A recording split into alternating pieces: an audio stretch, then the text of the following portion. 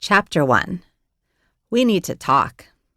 I've never told anyone this before. I said that myself.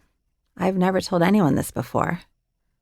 When I finally did tell all, when I opened up and learned how to speak the unspeakable, everything changed. For good. So, I said it more than once. About more than one secret I'd been carrying around for my entire life. These secrets weren't small, like cheating on a math test or slipping a lipstick into my purse without paying for it. They involved my marriage, my family, childhood sexual abuse, peer-on-peer abuse, and rape. Numbing and repeating learned behaviors, pornography, abortion, open doors to the occult, and idolatry in many ways, all of which had combined to produce a paralyzing shame. And that's only a partial list. I used to hide everything, not only out of shame, but in a very successful attempt at pretending to be perfect.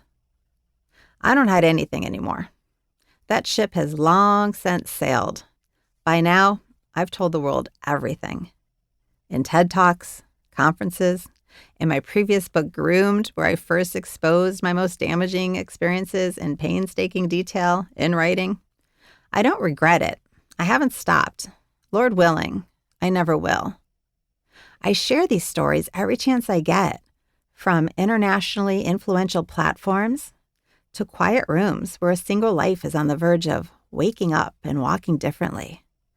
Every time I do, I hear someone say the words that changed my life and are about to change theirs.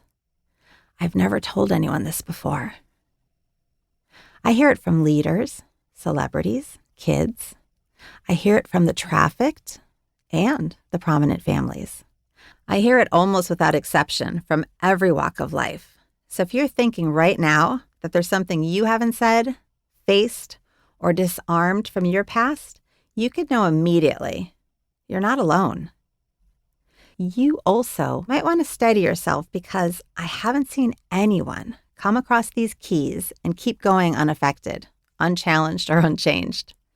It's foundation shifting, sometimes whether we like it or not, and the process isn't always easy. No matter the ease or level of difficulty, I also haven't seen anyone go through this process and not whisper or shout from their elevated vantage point, "It's worth it." Speaking the unspeakable, research shows that being heard registers in the brain as feeling loved. I get to see this day after day as people respond to being heard, accepted, and given the tools to process what needs to be repurposed in their lives in order for them to move forward. As I shared in Groomed, 1 in 3 women reports being sexually abused as a child. 91% of those by people they knew. 60% of adults report experiencing abuse or other difficult family circumstances during childhood. These scars carry into adulthood. An abused person is more likely to enter an abusive relationship and pass it on to their children, who will probably repeat the cycle, if not escalate it. Grief, shame, and fear, when they are not fully processed, keep replaying and write a repetitive script of unfulfilled, broken messaging from which our lives never deviate.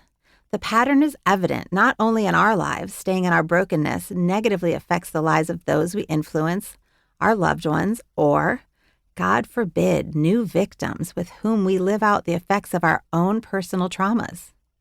We don't just live broken, we break it forward.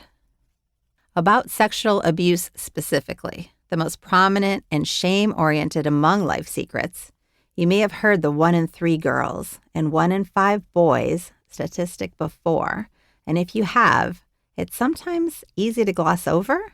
We become numb to the numbers. But stop for a moment and think about what that means. Roughly a third of our entire population, on average, 1 out of every 5 people who you know carry this secret.